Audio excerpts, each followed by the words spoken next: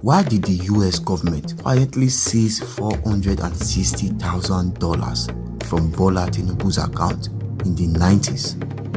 What did they uncover about his alleged ties to a drug cartel? And why has no one in power ever given a straight answer? The truth behind this mystery might shock you. Imagine a young boy born on March 29, 1952, in the land that was then known as the colony and the protectorate of Nigeria. This boy was Bola Tinubu. Many details about his early life and his schooling are not completely clear, but we know he was a man with a great future ahead of him. In the middle of the 1970s, he made a big move. He left our shores and traveled to the United States of America. In America, he did not waste time. He went to school at Southwest College and then at Chicago State University. By 1979, he had finished his studies and earned a university degree in business and administration. With his degree, he became an accountant and worked in that field in America. It was a good life for him there.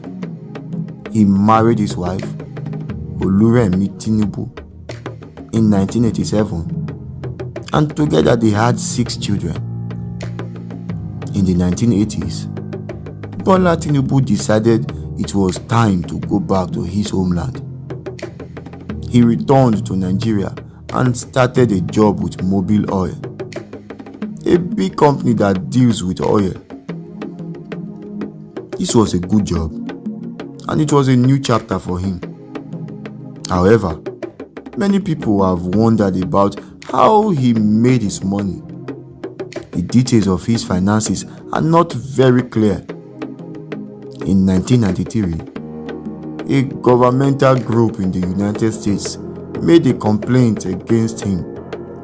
This complaint led to the seizing of $460,000 from a bank account that had his name on it. He was not officially charged with any crime, and he has always said that the claims are not true. But this event is a part of his story that has made many people curious. It remains a topic that people still talk about and ask questions about. After his time in the world of business, Bola Tinubu entered the world of politics in our country.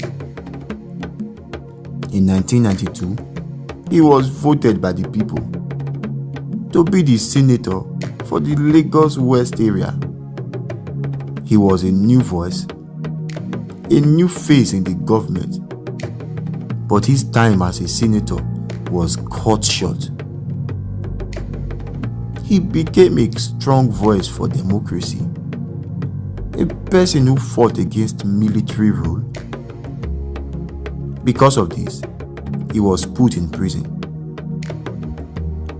After his release, he had to leave the country and live far away from home in exile in 1994. He waited and watched from a distance. When democracy was restored to Nigeria in 1998, he came back. He returned with a new fire inside him, ready to lead. In 1999, he was voted to be the governor of Lagos State.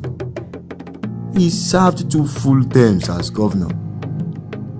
During this time, he did many things to make the state's money situation better and improved the public transportation system for the people.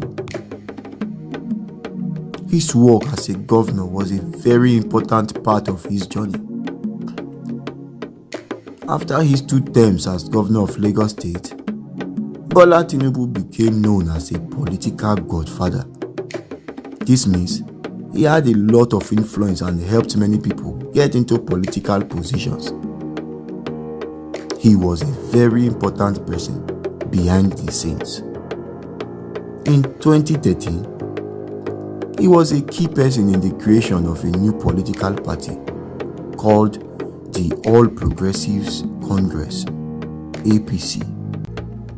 He used his influence to help Muhammadu Buhari win the presidential elections in 2015 and again in 2019.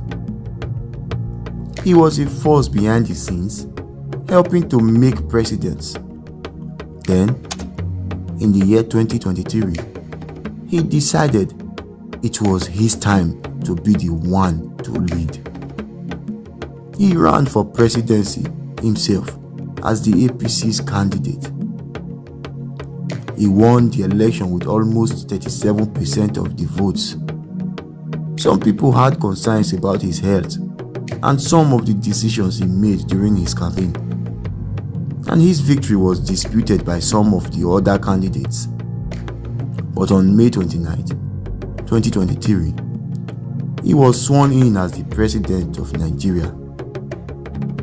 From a young boy in Nigeria to an accountant in America to a governor and finally to the president, the story of Bola Tinubu is a long and curious one, full of ups and downs, and a testament to a man who never stopped pursuing his goals. Thank you for listening, my dear people. Please remember to subscribe for more stories that bring our past to life.